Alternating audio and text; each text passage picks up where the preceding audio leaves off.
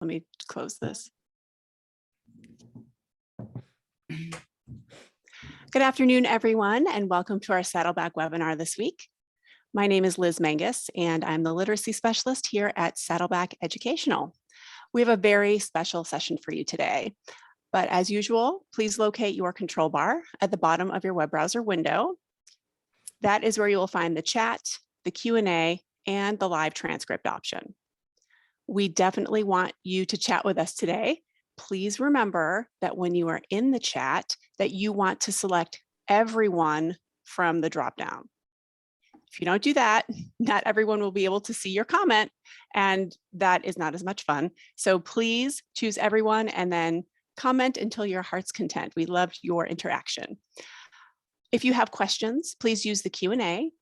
Those can be questions for Saddleback or for any of our presenters today. And if you'd like to take advantage of subtitles, you can go ahead and click on live transcript and then select show subtitles. We'll get started in just a couple of minutes. We're on Twitter. Here is Saddleback's Twitter handle, as well as Anna Mattis and Daphryne Manning. These are two of our presenters today.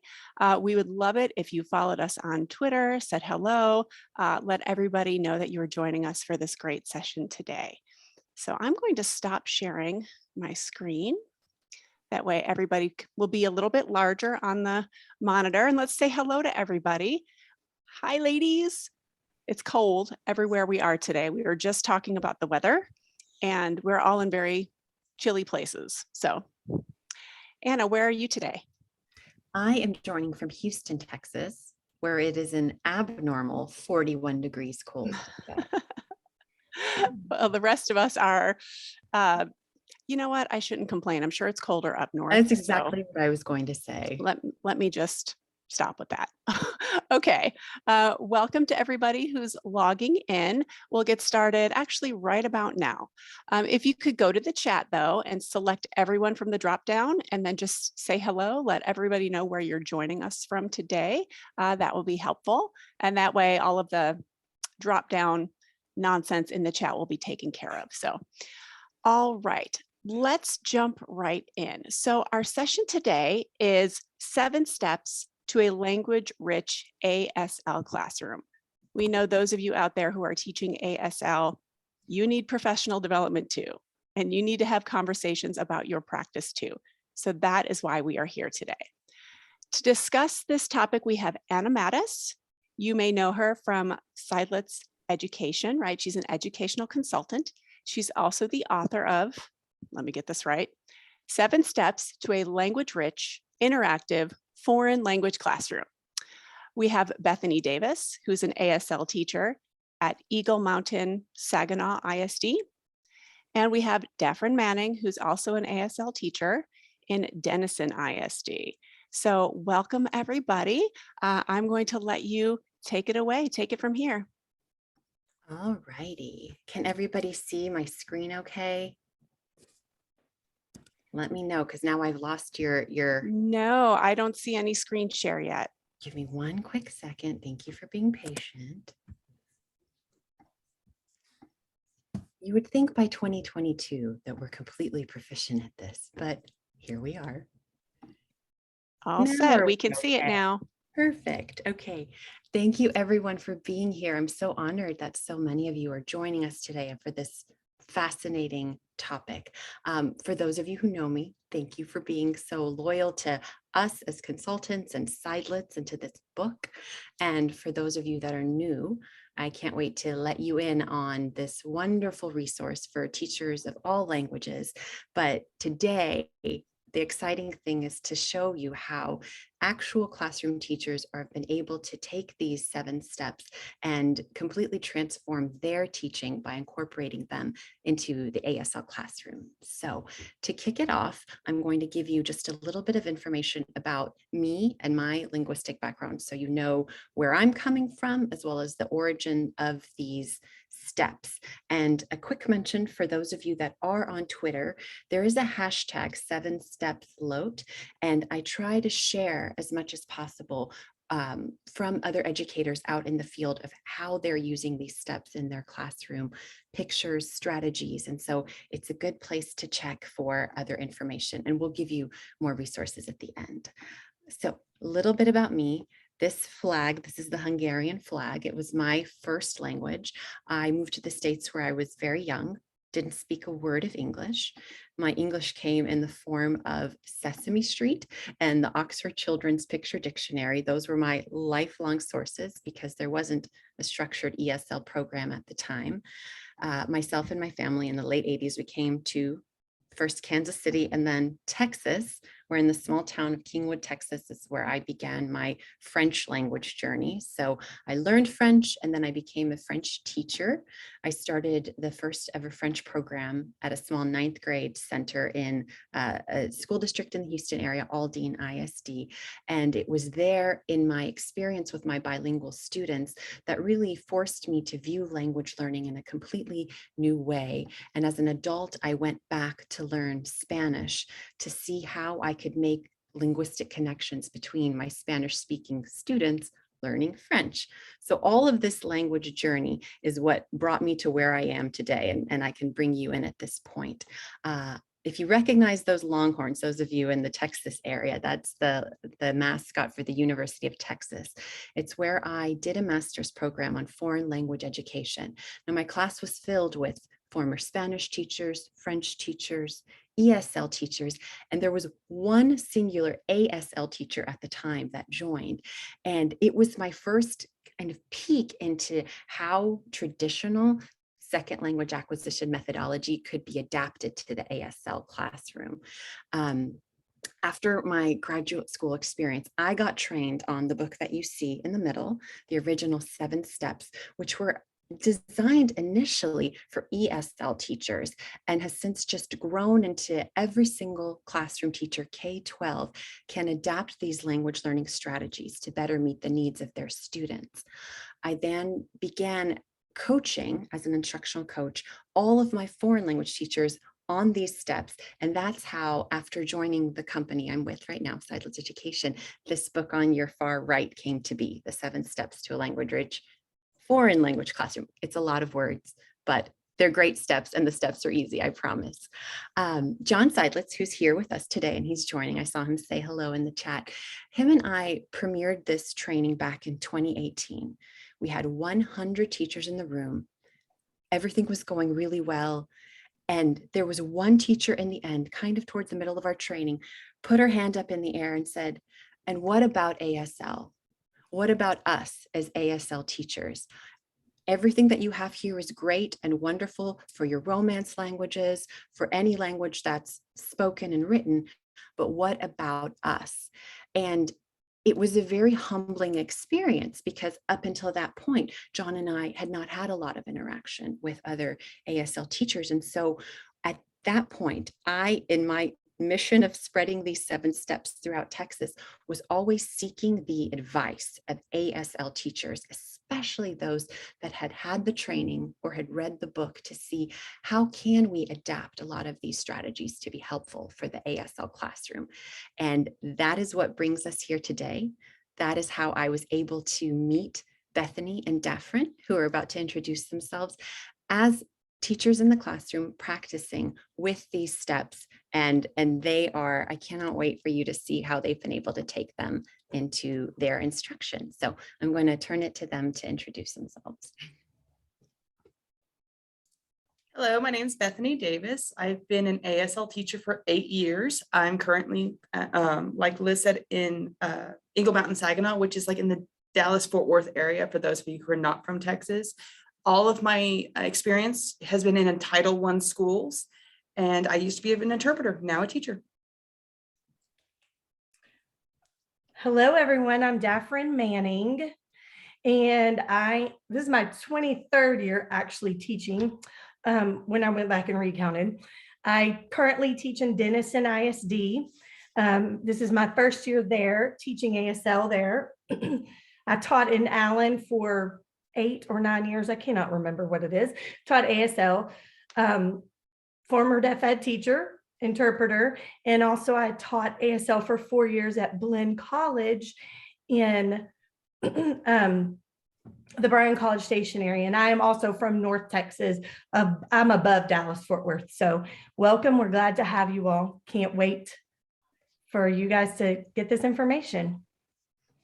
And you may not know that Daphryne started teaching when she was 10. That's how it makes sense that she has been in education for 22 years. Anyway, Bethany. Right. Question just came up on the chat, and actually we were going to hit on this point is, what about deaf and hard of hearing people? Anna did, whenever she was doing her trainings around, did ask for deaf and hard of hearing people to be involved with this. At the time, because when I asked people who said, oh yeah, I had that training too. And I was like, oh, were you involved? Did you like kind of help out? They're like, oh, we were just so busy. Also, Daphryne and I have both worked with deaf and hard of hearing people. We've done resources and research relating to deaf books written by deaf and hard of hearing people. So we not only are we getting input from the community that we have talked to you about what works with them, we've gotten, I personally have a deaf coworker, and I've gotten her input, and everybody else who I associate with that are deaf and hard of hearing ASL teachers, as well as doing research from books that are written by deaf and hard of hearing people. So yes, the community is involved. Definitely. And we're also going to be, I wanted to mention, I forgot to mention this on the first slide. The book in print currently doesn't have information on ASL, but Daphryne and Bethany are working with me actively on coming out with the second edition, which is going to include ASL. And it's been very well researched, and we'll be updating each of the steps that you're about to see, specifically on how it relates to teachers, what they're doing in the classroom, and how to make it better for their students. So thank you for your questions.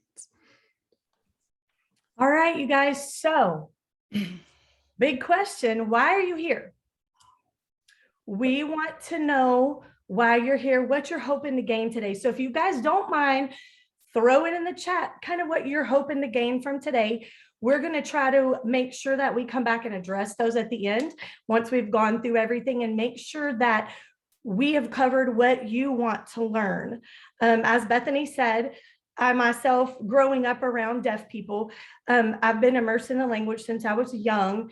And so this is just some great tools, like Joe said, this is some great tools for ASL teachers to take back, and we would love your input later. So feel free, to reach out to us via social media or whatever, email.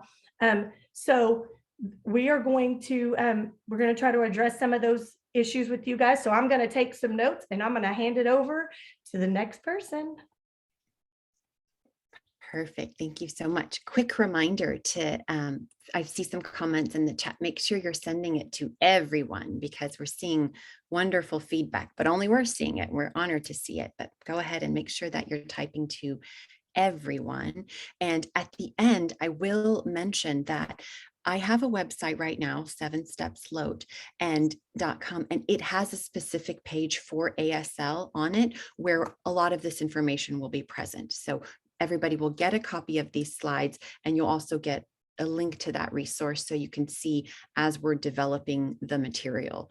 I saw a question about when it will be available. What we were hoping for is to finish this webinar today, get feedback from those of you that are attending, as well as those of you watching in replay, and we'll use some of that feedback to shape some of our writing and our language, and then we'll be able to update the current version of the book with ASL. So thank you for that question as well. Okay.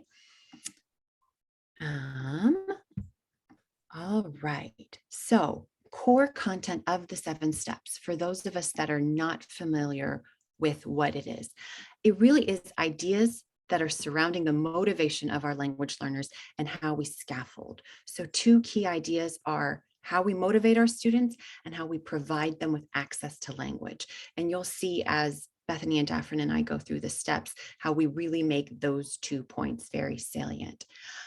The idea that we want to provide our students with not only comprehensible input is so key in second language acquisition, but it needs to be coupled with low stress opportunities for output and our students to practice that language. And then finally, it's all research based. Everything that we're doing, we've been able to correlate it with research in the field of second language acquisition, as well as general instruction pedagogy to show you how these steps are beneficial for our learners. So we'll begin with this idea. Comprehensible input is present, and when that affective filter is low and our students are able to provide us with input, that's really what leads us on that path to language acquisition. When we're talking about comprehensible input in terms of a general world languages class or even an ESL class, what you see on the screen is a plethora of the sources of comprehensible input. You have your visuals, whether it comes in the form of photography or images. We have so much more available to us now in 2022, there we go, than ever before in terms of video and audio for any language that's out there. And we really love sources of comprehensible input that tie back to authentic resources. So books, menus, TV shows, podcasts in the language, the target language of choice. Those are just some barely scratching the surface of sources of comprehensible input in our classroom. But Bethany is going to tell you how that shifts a little bit for ASL.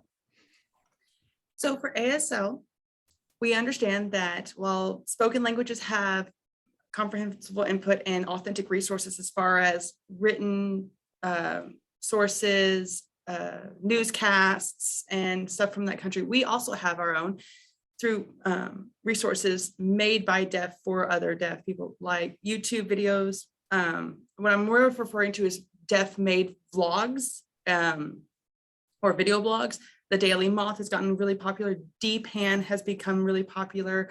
Deaf News Network and Seek the World, to name a few amongst the many that can be out there nowadays, thanks to video being very much more available now than it was, 20 years ago.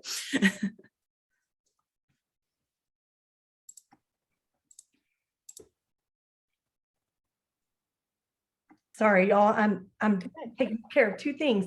All right. So we all know, we all get that, oh, we're going to take ASL. It's an easy class. And we've got counselors in our schools that, oh, we're going to put you in ASL because you know English. We all know that ASLTA, the American Sign Language Teachers Association, states that ASL is a much harder language to learn because of its modality. Our kids think, oh, I know English, I've got this. Well, they're not visual learners. Some of them are not visual learners. Some of them are. We're all different. We all learn differently. And so one of the things that we wanted to really make sure we emphasize to our school districts and to our teachers in our districts and our counselors and those people is that ASL is different, completely different than any spoken language. You can't just boom, go in and learn it. It takes changing your thinking. And so how do we change our students' thinking? So that's one of the ways that one of the things that we're going to kind of talk about today as we're going through this. ASL is not English. It's not based on English, and getting that point across that it's a visual language. So everything, we all know this, everything we're going to do is going to be visually related. So it's going to be very different in how we present the 7 steps. So when we get later to step 7, we're going to talk about how we use that step, written responses, but how do we use that in ASL? So just keep in mind, for those of you who don't know much about ASL, that ASL is considered a level 5 language. It's a very difficult language to learn. So keep that in the back of your mind as we go through our presentation today.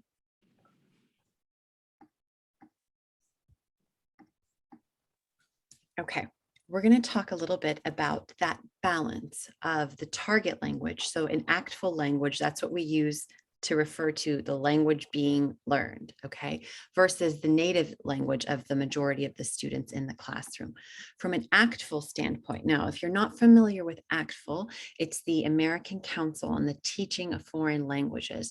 They are, as world language teachers, our governing body of where we get our standards from. And ACTFL has a general rule that we simplify a little bit and call it the 90-10. And what that means is ideally 90% of the classroom that you're teaching is in that target language, whether that's French, Russian, Italian, ASL, at least 90% needs to be in that target. But there is that allowable 10% for English or whatever the native language is. In majority of cases here in America, English is going to be that backup language. And it's appropriate to teach in English or to give comprehensible input in English when you see that your students aren't understanding and they just need that little bit of bump to help bring up the comprehension, as well as when providing context to certain situations where it's just easier for the teacher to explain in English and then your students can move on, as well as the nature of certain interactions.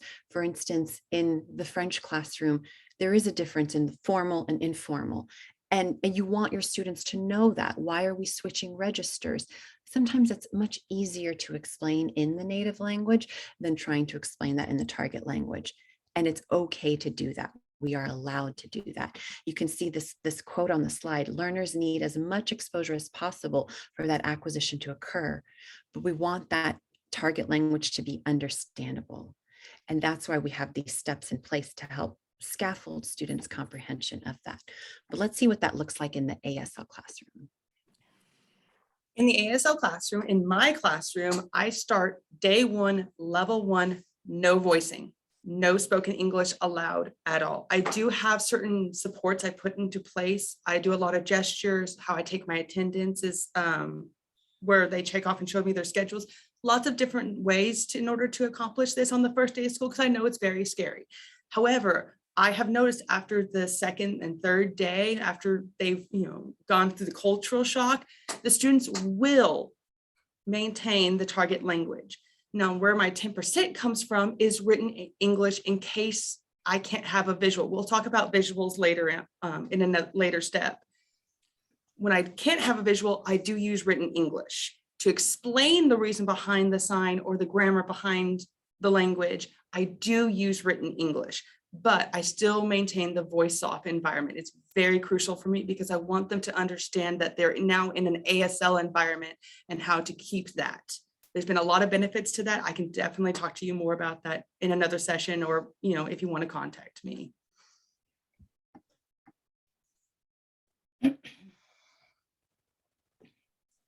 All right. Is this me or you, Anna? I can't remember.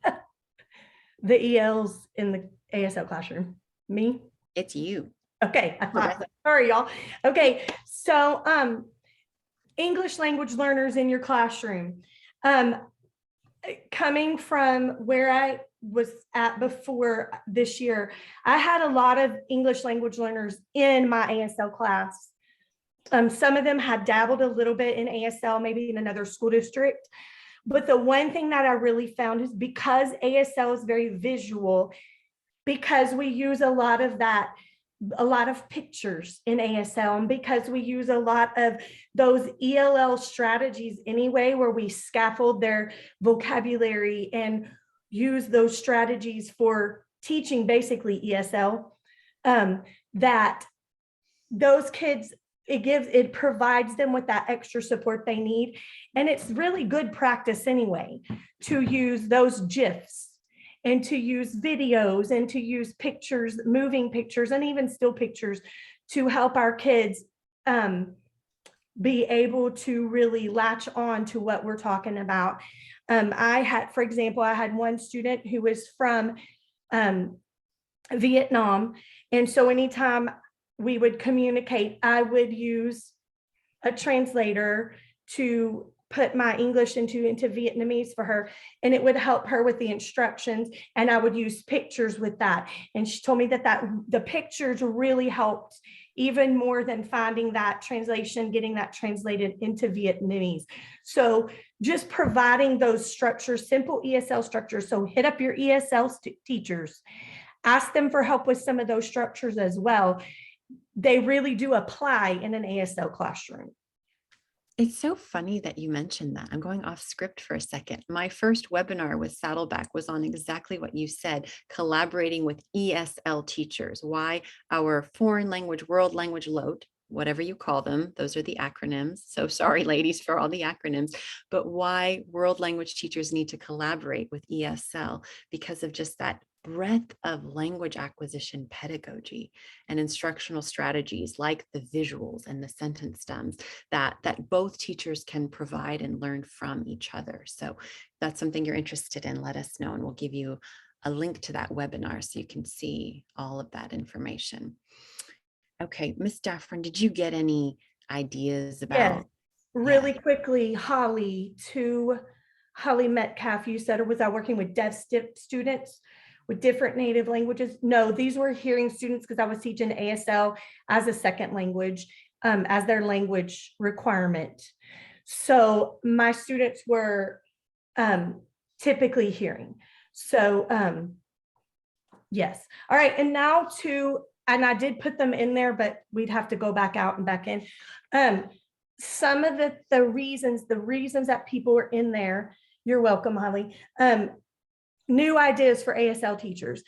Really, this is a wonderful place to get that and for us to be able to share those ideas and build that network of those deaf and hard of hearing teachers that teach ASL and hearing teachers as well. It's a great tool. So we'll get some new ideas, hopefully. Support tools for our teachers. So ESL and ASL, hook up with those teachers, get some of those ideas from them. And then also differentiation. And then there was a fourth one that somebody mentioned.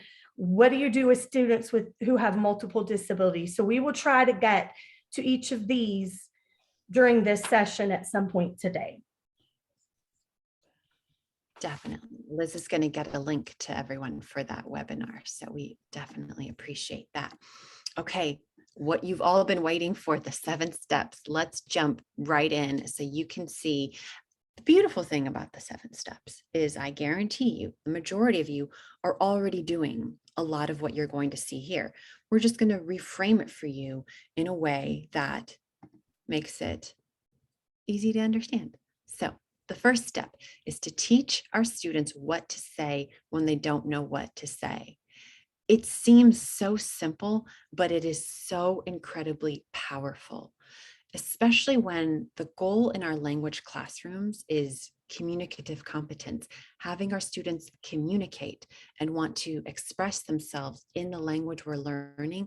We want to start right away from day one with giving them a structure, whether it's speaking it verbally in our LOT classes or signing it in the ASL. How do our students ask for clarification when they need it and stay in that target language? So if you take a look at the image on the left, you can see some of those stems that we use for asking clarification. May I have more information? May I have time to think? Could you please repeat the question? How do you say it? How do you pronounce it? And may I ask a friend for help? As part of the 7 steps for foreign language teachers, I already have these pre-translated into a number of languages like Spanish, French, German, Mandarin, and Arabic. And now I think it's Bethany is going to let you know a little bit about how she's been able to do this for her ASL students. Why we want to do this. Even ACTFL tells us, if you take a look, this is a very convoluted chart, but I always bring this up in my trainings. These 7 steps align with the core suggested strategies of what ACTFL tells us in helping students and how we help our students ask for clarification and to negotiate for meaning. ACTFL tells us we want to teach our students strategies for requesting clarification when faced with comprehension difficulties. And it makes sense across the board of we want our students to feel empowered to speak in that language.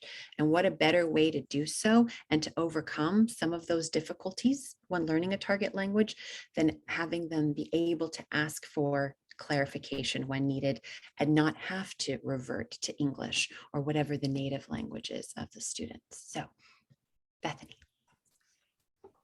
When starting out your classroom, you can definitely make a poster like I have. One of my associates, Eric Breland from Round Rock ISD, made this as part of his survival signs. I call them helpful signs. You can have whatever you'd like. He actually has this posted in his classroom that emulates what the 7 steps are, which I thought was amazing. So it can be just as simple as a single poster. Once we get to the next slide, I'll show you what I've done. I was really, really, really excited whenever Anna came to my district to, at first I wasn't, but I'll get into that later. But after I found out like how this could be beneficial, I was immediately like revved up and ready to go to make my own. So I made some. The images are from lifeprint.com. I know they're not as good as a video. However, in a pinch, they're fantastic. So not only do I give a copy to my students at the first day of school or whenever they show up to school, you know, middle of the year or end of the year, but I also have a copy in my classroom just hanging up. And so whenever a student is searching for a term to use, I gesture to this and there's the sentences already there for them. You can do it with an image like you see with the restroom is, you know, again, that visual target to break away from the English. Or if there's absolutely no visual target to have, you can use that 10% with the written English. Now, how do you get these?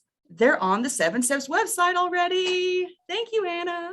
So I have taken the vocabulary from the book and I've made signs for them. So if you want to do your own, fantastic. I would love for you guys to share. Definitely. And I'll just a quick plug again. If you're out there right now and you are already teaching with these 7 steps in your ASL classroom, let me know. I want to know. I want to hear from you. I want to see what you're doing. And I would love to incorporate what you're doing alongside with Bethany and Daphryne to make this resource as comprehensive and as accessible as possible for ASL teachers out there. So again, we'll give you links to everything at the end. Don't you worry. So that's step 1. Step 2 of the 7 steps is to have our students speak in complete sentences. Now, since we initially started with speak, we've also adapted this step to writing. And now you're going to see how Daphryne and Bethany adapt it for signing. The idea behind 7 sentence stems is it's a scaffold for students to know that they understand the content, they know how to respond, they know the kind of structures that we're looking for or wanting them to practice, but then they're able to take that step and personalize them on their own. Daphryne. Awesome. So why sentence stems? Why? We all know that in ASL, typically we give a lot more information than we would just necessarily speaking. It's part of the culture, it's part of the language. And hearing kids don't necessarily understand that. They want to answer, yeah, uh-huh. Short, simple, no, blue if you ask their favorite color. So why sentence stems? Sentence stems encourages the students to use ASL in a complete sentence. Okay, so one of the things you can do is if you're giving them cards or you're giving them sentence stems on the board, have your sentence stems say, what is your favorite color? Or you could also say, ask them your favorite color. Ask your partner your favorite color. Ask your partner this. Ask your partner that. It gives them that boost, but it also gives them the English information for them to think in their brain. We know in lower level students don't really know what to say. So modeling that, you know, what's your favorite color? Just modeling those simple things is great. Having them on the board is great. Having pictures on the board to help model those things are great as well. But making sure that our activities that go with those things are not unrealistic. What is a real life thing that they're going to do every time they meet a new person? They're going to greet. They should do that in everything they do. So greeting should become rote with them. Okay. So the more they do it, the more they use the sentence stems, the more they use the complete sentences, it becomes ingrained in their brain that they have to do it. That repetition, that practice, that constant practice of, oh, there's a sentence stem for me to use. I need to just finish that sentence. And it just helps them translate that in their brain and get it ready for them to actually produce that sign or those sentences. We all know deaf people in the deaf community shares a lot of information. So just an idea. I'll put like, I got this idea from Anna.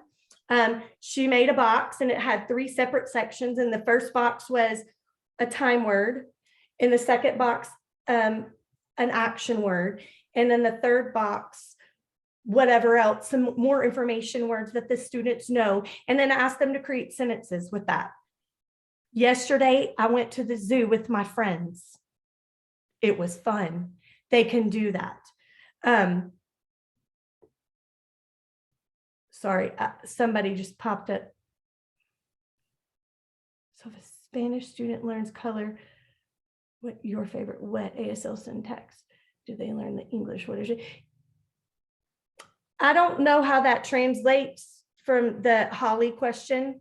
I don't know how that translates from ASL to Spanish. I just know that practice in real life situations with sentence stems has really improved my students' language use. So then when they go and they're having conversations later and they need more things to say, that they can add those. Anna, do you want to add anything right there? I'll say that we'll get back to this question a little bit too when we get to step 6, because a lot of what you started mentioning is about that structured conversations, and the core of the structured conversation starts with the sentence stems. So we don't want to give you too much information at once, but we'll get to it. All right, let's talk about this activity, quiz, trade. Bethany. So what's the use of having a strategy without an activity to go along with it to help practice? Again, so this is an activity called quiz, trade. I use it in my classroom. There's an example of it on the left-hand side. And as you can see, it's not in written English. So the students can read it in sign language and produce the sentence. Of course, I go through the sentences before we do it. This is the opposite thing. So they have the sign, the opposite what, and the answer is already there for them. So the person who has the answer already knows it. And it's just a bit of an encouragement. I'm not going to read the exactly how to do the activity just due to time. And this will be available on the website as well. What it will accomplish, though, is that it gets everybody involved, which I love. And even that one student, maybe 2, maybe 3, who are not wanting to be involved, I, as the teacher, actually have a card too, and I'll go up to them and have them participate and be involved. And then it kind of welcomes them to the fold. It also helps your ESL or low English students,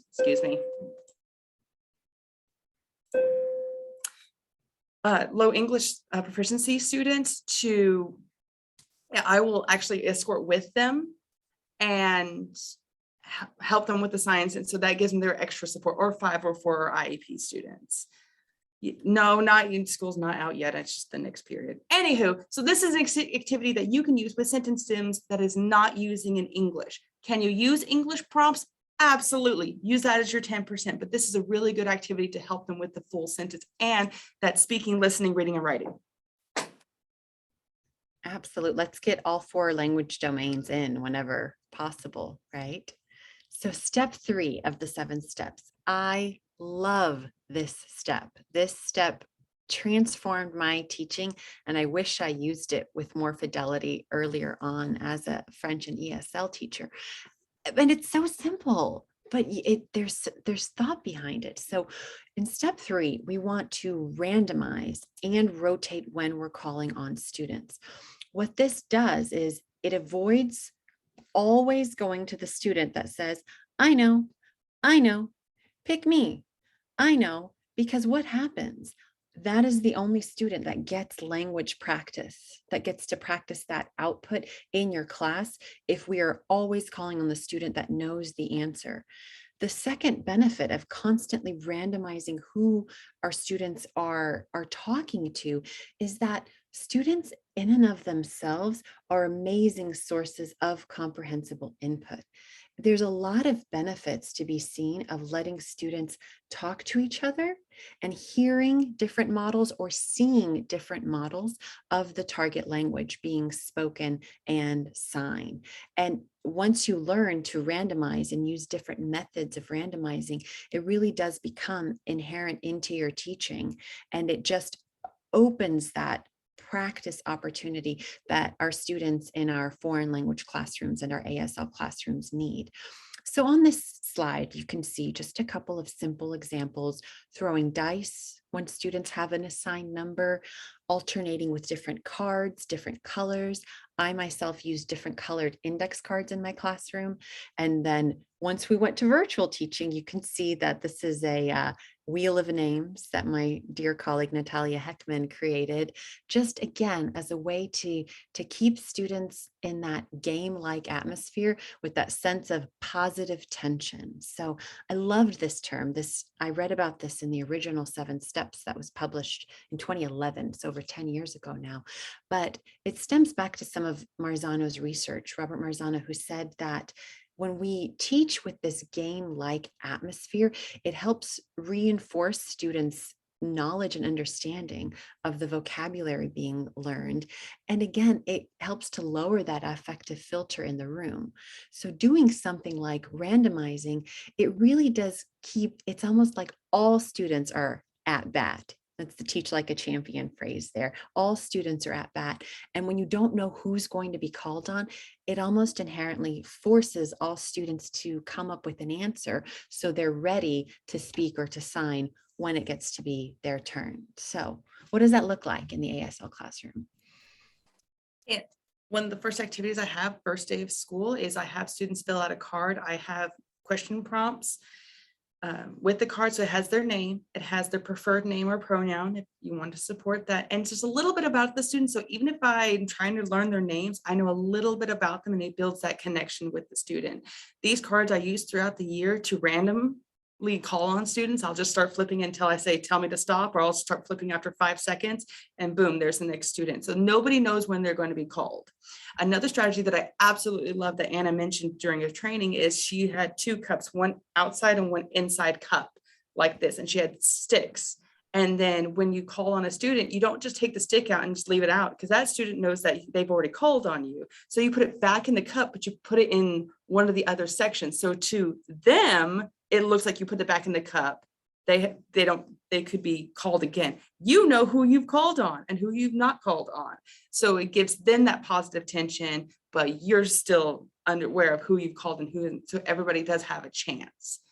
So this is what I actually use in my classroom. Yeah, we should make a video of that, Bethany, to show people the inside and outside cups so they can. Let's write that down. Okay. Okay. And next is some more Kagan strategies that Daphryne was talking about. So I noticed 1 or 2 people mentioned Kagan strategies, Kagan structures. It's cooperative learning. If your school district, if you can talk your school district into letting you go to this training, I advise it. It is wonderful for ASL Classroom. Some of the things, responding orally, you can have them respond. If it's a respond orally, they can respond and sign. Quiz trade is an excellent one. I do that one a lot. They get a little card with a prompt on it, what they're supposed to ask their partner. Sometimes my cards will have your favorite color what? So it'll be an ASL word order. Or it will have, Bethany does, her cards say, ask their favorite color.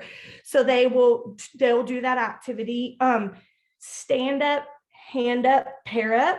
You find someone who has a specific topic that matches yours. So a good practice activity. Find the person who has the vacation card that matches yours. Discuss your favorite vacation and sign. During this time, the teacher is walking around, the teacher is observing. That's a good one to do. Somebody just popped up and said they teach family ASL class on Zoom. You can use breakout rooms in Zoom and do some of these activities where you can assign, okay, you are going to go talk about colors, talk all about colors and signing about colors and your favorite color, your favorite color blanket at your house, your favorite color book. So you could talk about those kind of things in breakout rooms. I had to do that when I taught virtually. If you're talking about culture topics, you can have students, if they've talked about, had to research a person, you can do a round robin or round table, and the student can present to a small group of peers. The peers can write facts, and then they trade cards and write a new fact on the card. So there's all kind of Kagan structures that you can use. I listed some of them on there. Some of them are a little harder than others. You really just have to read them and figure out how you're going to adapt them. But I would advise you to look into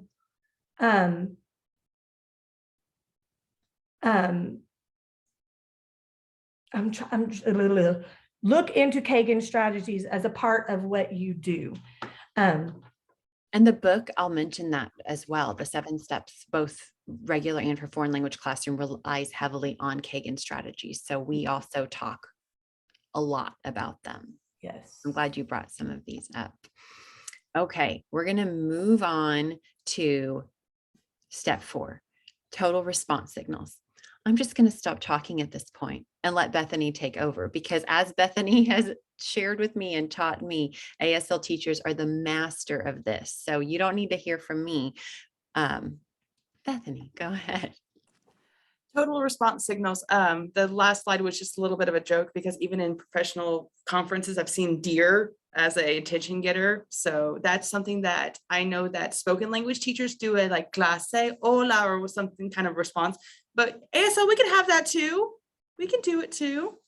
Going to the next one. So what total means is everybody. You have to make sure that everybody is included, that everybody has a say in that with the response. So it's everybody responding and a nonverbal signal. Oh my gosh, us ASL teachers do nonverbal signals.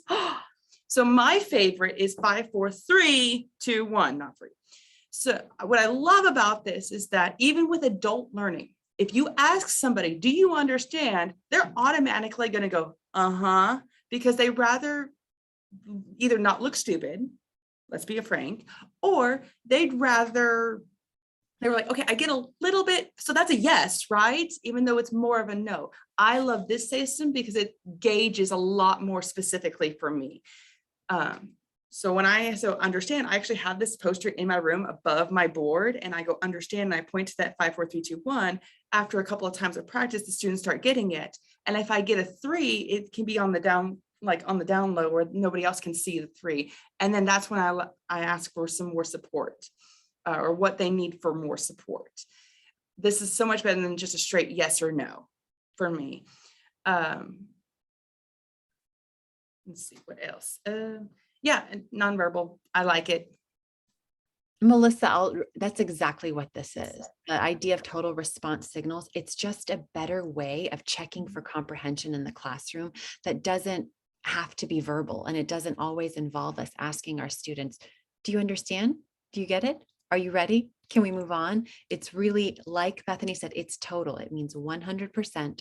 And then we attach physical movement to that level of comprehension, and really can help us do quick formative assessments as teachers to know how to pace our instruction better. So it helps us just as much as it helps the students. That's why I love this step so much as well. And I do a little bit different than Bethany. I do a thumb system. Thumbs up means I have this, I'm ready to go on, and they can gauge anywhere down. But once they get here, I know they probably need a lot more practice. If they go below here, then we have to go back and I have to assess and figure out where the breakdown is for that student, so that I can support them and get them to that level where they can at least be here or up, where they can feel confident that they can give me closer to a thumbs up. Okay. And Daphryne, this is one of those steps too, that if students are feeling nervous, they can find a way to hide that signal from the entire class, right? And just show you as the instructor. So you get what you need to better pace your instruction, but you're not Right, your students out there. Good. right. All right, step 5. This is a wonderful step, all about using those targeted visuals and vocabulary. I use a lot of GIFs in my classroom. I use GIFs. I find live print GIFs, or I go online and I find GIFs of people who have made signs. Jiffy.com, I believe it is, has signs with Robert. And I use his a lot because he has such a vast collection. I use live print a lot to put them on there, and I use them. I have a picture of the vocabulary word, and a lot of times I'll add the GIF to that. Sometimes I will do just a picture alone when we target vocabulary, and we'll sign it and we'll figure out how to do it. And the kids like that. They naturally pick that up. It really just takes away that, oh, okay, so this is the sign for cat. We don't do that. I can show the picture of the cat. I can sign cat, and they go, oh, because, and they'll gesture, oh, because he has whiskers. Yes, correct. So they get that. They like that. It draws them in to what you are doing. Bethany has some activities that she actually uses GIFs with to show movement, describing movement and describing things, classifier type things in ASL. So I'm going to let her take over on that part. These are going to pop up and out. So I use these for classifiers. They're fantastic for classifiers because most pictures, like stationary pictures, do not have a lot of movement to it. So I want to teach a semantic classifier or whole body or locative, all these different classifiers. I need the movement. I need to show the movement. And mostly when I use comprehensible input, like stuff that students already know and they have an understanding of, like they've seen the movie 300, I don't sign anything. I go, what does that mean? Explain that. And usually they'll either use their bodies or use their hands to actually gesture something out. And I'm like, you're right. That is the classifier for that. This is a semantic classifier, or this is a body part classifier. And this is how, locative, and this is why, so on and so forth. So it gives them that extra boost of confidence. And if you click a little bit, you'll see another one that I use. Go ahead. Is this one for descriptive and semantics. So it's really hard to voice this or put this in English. Try describing that in English. It's really difficult. However, with visuals, I can see very clearly, and I can say, okay, how am I going to do my hands? And it leads the student to be more creative because there's not one way to sign something or to show the classifier. Next one. I love this one for whole body. Get them breaking out of that facial expression. And I go copy that. What does that look like? Next one. And this one I use for element. This really highlights on how much water. Is it a lot of water? Or is it a little bit of water? And I let them creative juices going, see, you can sign something without needing to know the English, without needing to know the translation. You can still make the book into a picture. Another reason why I love using targeted visuals, going back to that, when they know a home language that's not English and they're trying to learn ASL, what I call is the middleman. What they do is they go from their home English, translate to English, translate to ASL. And with visuals, you just cut out that middleman and go straight from one language to another, which makes it so much easier on them. To get GIFs, all you got to do is look on GIF websites. Sometimes the schools will block them, so try them at home and you can enter them in PowerPoints. There's videos on how to do that, but this is what I use, and it's been a lot better than trying to get a translation of written English into an ASL picture. We have this, Bethany, research tied back to this, that how visuals help with comprehension. And you said it cuts out the middleman. We don't need to, we have this documented on video in ASL classrooms, students whose first language is Spanish. Once we begin our instruction with visuals, tie it to the target language vocabulary, they don't need the translation from their home language. They go straight to the source. So I'm so glad you mentioned that, Daphryne. There are websites to make your own GIFs. So we can do a plug on that. later that's something that we can make a little blurb and add it to the website so you guys can have access to that and some places to do that. So, and Holly, we'll talk, we'll have to look into the ESL and get a little bit more, and we'll try to add some of that as well to the website. Because that's really good. You're asking amazing questions. So yes. That's why we're here. Absolutely. So step 6, we're almost done. Step 6 is about having students participate in structured conversations. Something to wrap your head around. A structured conversation does not mean memorized dialogue. It simply provides a structure so that your students know what is being said and what is expected of them to either speak, write, or sign. And there's a variety of ways that we can have our students participate in structured conversations. Daphryne's going to tell you a little bit about that. All right, we all do these a little differently.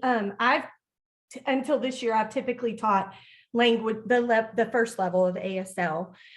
So I found that I have to give my kids lots and lots of practice and lots of support. And one of the ways to do this is to structure it. So if you look on the visual to our left, you will see that signer A, this is what you're going to do. You're going to ask, where do you live? The signer B is going to point to a picture or finger spell the name of their city or sign the name of their city. They're going to answer. If you're using a map, if you have a picture of, I live on a picture of maybe an aerial view of the town, I live here, and then, okay, show me, how do you come to school? So then they have to, they have to trace the line, and they learn those spatial things. I do lots of things with my kids. Like right now we're talking about classes in school. So next week they will be presented with a fake schedule. We will have lots of practice between now and then on writing down their own schedule, and then go and finding someone in the class and signing their schedule to that person. And that person can ask them questions about this period class was what, and so asking questions to clarify and going back and forth that conversation. And then they'll have to have a conversation with a partner. It'll be multiple partners, but they'll have a conversation with the partner, and they'll explain that schedule over and over again, just to get them comfortable with those vocabulary words and using those words in a situation that they really would. I have had students in the past that have met deaf friends online through social media and have these real conversations. Well, what classes are you taking at school? They talk about school. They don't like to talk about school, but they do. So realistic conversations, very structured, giving them here's some things you can ask and say, practicing those things beforehand, and then putting them into that situation where they have to have that conversation with several people. So structured conversations are always good. In your upper levels, it's good to say, put up on the board, you have 5 minutes to come up with 10 questions that you're going to ask a partner, and you're going to have a conversation. And then each kid creates their own questions, but they've already done this in the past. It's not brand new. So you start with, okay, we're going to create 2 or 3 questions as a class.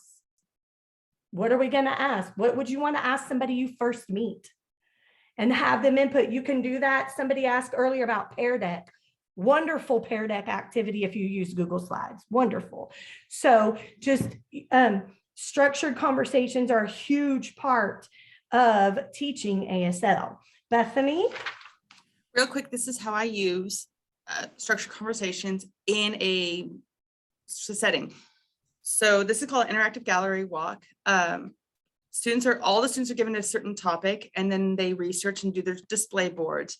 Then half the class are the presenters, the other half of the class the tourists. And then the tourists tour around and ask questions from the people who are very knowledgeable about that subject. What this allows is that one-on-one interaction, speaking and listening skills, writing skills, because they have to write down what the information was, and reading as in reading what someone is signing.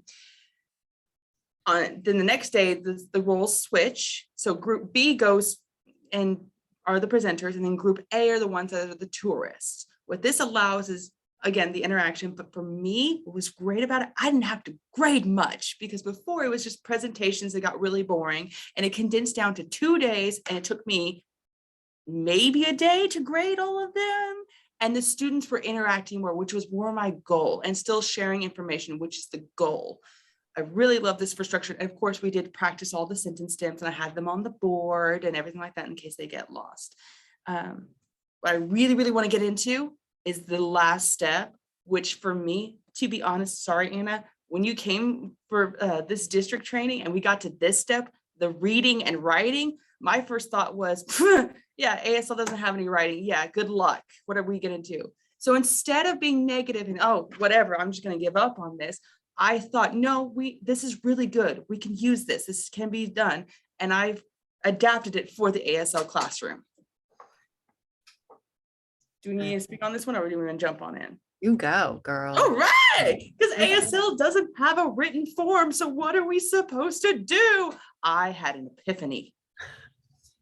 This step can be more challenging, again, not written form, but you can use storyboards and visuals to show comprehension of ASL videos or blogs, going back to the comprehensible input and authentic resources.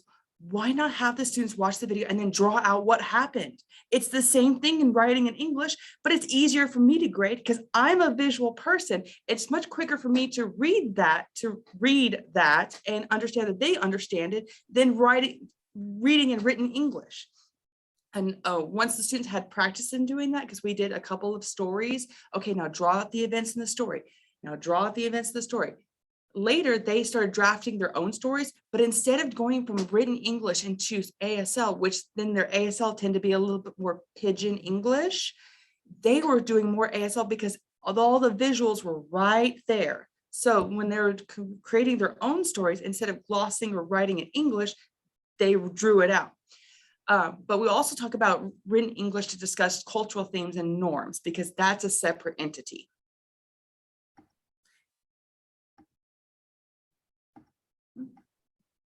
It's repeating, it doesn't want to go. Here's an actual student example of a storyboard. Now, I am the queen of stick figures. I cannot draw.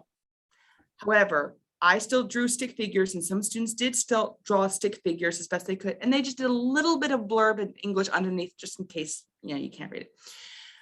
So another variation is that you only show them part of the story. They draw out what happened. And then for the rest of the story, you create what happens next. And then they make a video. There you go. There's your speaking, listening, reading, and writing right there. Next, writing prompts. So it has been research-based that when a student is learning about grammar or culture, separate from the ASL itself, their brain will compartmentalize learning about ASL and learning ASL. This is where your written portion comes in. Especially important when your district or school is like, we have a writing theme. You need to write every day in your classroom. That's what happened to me. So instead of going, well, I give up, I've learned how to adapt. So these are actual writing prompts I have in my classroom, so that I'm showing my district and supporting my campus goals of writing every day, even though there's not a writing aspect of ASL. And glossing, there's a discussion. Some teachers are supporting glossing, some teachers are not. Some people adapt to glossing. Resources from books and textbooks written by deaf and hard of hearing people is that they encourage glossing for those who are already advanced in sign language and have an understanding of sign language, but not a method to teach sign language. However you want to do in your classroom, that whatever works for you works for you. But I just wanted to touch upon that part. Now, reading is completely different in ASL than it is for writing. So I'm going to have Daphryne talk about that. All right, really quickly though, to piggyback on what she was saying on the writing prompts, that's a great time to pose those questions about culture. Why is it okay to walk between two deaf people who are signing when you can't go around behind them, to just walk through them and not bother them and just keep going? Why is that okay? It's not okay in hearing culture. Why is it okay in deaf culture? So those questions, wonderful writing things. Journal. You can have them journal on a computer. In Office 365, you can have them physically write it out. So you can adapt that to your kids' levels, each of your kids. So if you have modified kids in your classroom that are not supposed to actually physically write with a pen, you can have them do an online journal for those kind of things. And they like that kind of stuff. They're interested to know that. We need to be teaching those cultural things anyway. And so anyway, that's my part on that. So reading in ASL, we know that we're talking about non-manual signals, eyebrows up, eyebrows down, my head's forward a little bit, what are my shoulders doing? What are my, what is my body doing in relationship to these? We know our kids are not, especially now, with online learning and things the way it's been because of COVID. Our kids' SEL, somebody mentioned that earlier in a question, our kids' social emotional levels are weirdly low and off the charts. And so what do we do about that? You do activities that everybody has to do. They're called pride busters. Okay, this emoji, it's showing happy. Show me your happy face. You do it. Your turn. And they have to show you, okay, what is their expression? This picture, this kid is jumping up and down, like they're excited. Show me excited with your face. So you doing all kind of those things when kids have to start looking visually at things and matching those things visually. Great activity, just fun activities you do at the beginning of the year. You really should do them all year because they get, well, I've got this. And then you don't see the expression with masks. If you're in a school that has masks, I'm sorry, it does make your life harder. It just does make our life harder.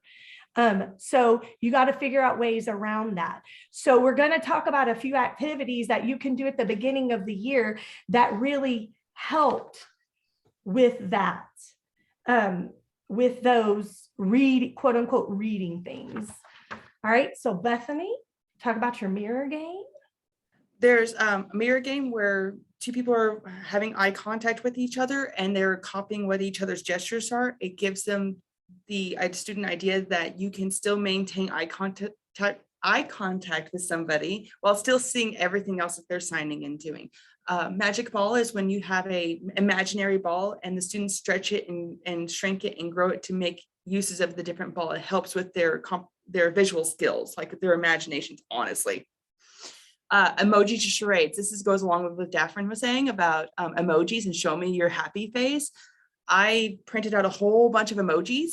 And so it was the copy the emoji. What does that emoji mean? Express that emoji. So when it has like the ones that has the hearts on the eyes, instead of doing hearts on the eyes and then gesture, they actually have to look like they're in love. That type of stuff. And then when the student who's watching them actually draws out the emoji instead of writing it in English, which separates the English from the ASL sign again, which I fully support. And all the kids know emojis. So there you go. You have that comprehensible input. They are already aware of emojis. So there you go. Emotional science means you sign the one thing, but with different emotions on your face, which shows different tones. That's a really great activity to do with students, especially beginning ASL 1 students. Okay, we are nearing the end. We are actually at the end. So thank you for the 63 of you that are still here and sticking with us. It's such an honor. 7stepslow.com, as I mentioned, is the website that I've put together for the training and the book. And it has a separate button that you can click on. It says 7 steps for ASL teachers, where right now there's just high level strategies from Daphryne and Bethany on how to adapt what you've seen today into their ASL instruction. As soon as this presentation is over, we're going to upload it with these slides so you can get them again. And then, as I mentioned, we're working actively on compiling the text that will go into the second edition of the 7 Steps Low book. So you all can have at your fingertips how we do this in the classroom. Quick question for all of you, and then we were going to give you our contact information, is just one idea that the webinar gave you. What is an idea? And you can respond to everyone in the chat. And thank you to everyone that's been here and that's been asking questions and sharing. So we can't wait to get back to you. If we didn't get to address your question, email us. Here's our contact information. There's Bethany, there's Daphryne, there's myself, and we would love to hear from you. And again, this isn't just a blind request. If you're an ASL teacher right now and you've either used the steps before or you're interested in using the steps, I would love to hear feedback from what is working, what isn't working, as we make this resource something that really is for the community of educators that are oftentimes left behind, as what I've heard, is not just world language teachers, but especially a small segment of ASL teachers, that there's just not enough out there to be able to help you with the strategies, practical strategies that you need. So it's amazing that we have Daphryne and Bethany, active high school teachers right now, utilizing these steps that work. So thank you so much for that. And thank you all for joining. Hi, Liz. Hi.